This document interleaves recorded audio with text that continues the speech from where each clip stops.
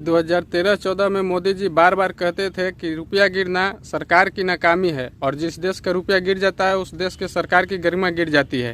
ये ऐसे नहीं होता मित्रों, मैं शासन में बैठा हूं, मुझे मालूम है इस प्रकार से रुपया इतनी तेजी से गिर नहीं सकता। अरे ये नेपाल का रुपया नहीं गिरता है, बांग्लादेश की करेंसी नहीं गिरती है, पाकिस्तान की करेंसी नहीं गिरती, श्रीलंका की करेंसी नहीं गिरती। क्या कारण है हिंदुस्तान का रुपया पतला होता जा रहा है?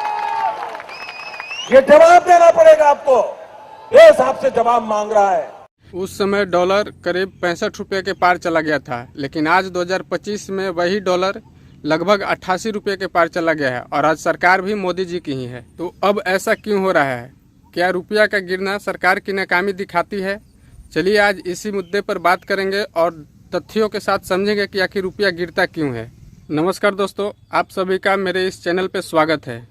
तो चलिए सबसे पहले डेटा देखते हैं। 2014 में जब मोदी प्रधानमंत्री बने थे तब $1 का कीमत 58 रुपया कुछ पैसा था और आज वही $1 का कीमत लगभग 88 रुपया के पार चला गया है। यानी पिछले 11 सालों में रुपया करीब 50% तक कमजोर हो चुका है। लेकिन रुको, क्या केवल रुपया ही गिरा है? नहीं, पिछले 10 सालों में जापानी येन, चाइनीज युआन, यूरो और ब्रिटिश पाउंड भी डॉलर के मुकाबले कमजोर हुआ है। लेकिन भारत का गिरावट सबसे ज़्यादा है। रुपये की कमजोरी का सबसे बड़ा कारण अमेरिकी डॉलर की मजबूती है। 2014 से अमेरिकी फेडरल रिजर्व ने कई बार ब्याज दरें बढ़ाई, जिससे दुनिया भर का पैसा अमेरिकी डॉलर में चला गया। दूसरा कारण है तेल की कीमतें। भारत दुनिया का तीसरा सबसे बड़ा तेल आयातक देश है। तेल जब भी महंगा होता है भारत का आयात बिल बढ़ जाता है और रुपया गिर जाता है। और तीसरा कारण है ग्लोबल कैपिटल फ्लो।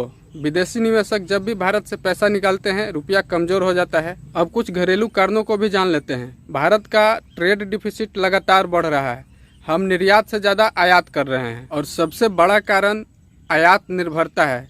हम कच्चा तेल, मशीनरी, इलेक्ट्रॉनिक्स, सोना सभी बाहर से मंगाते हैं। रुपये की गिरावट का सबसे ज़्यादा असर आम जनता के जेब पर पड़ता है। पेट्रोल और डीजल महंगे हो जाते हैं, खाना पकाने वाली गैस महंगी हो जाती है, इलेक्ट्रॉनिक और मोबाइल महंगे हो जाते हैं, शिक्षा और विदेशी यात्रा महंगे हो जाते हैं। आरबीआई का अनुमान है कि अगर रुपया 5% और गिरता है तो महंगाई 0.35% तक और बढ़ जाएगी।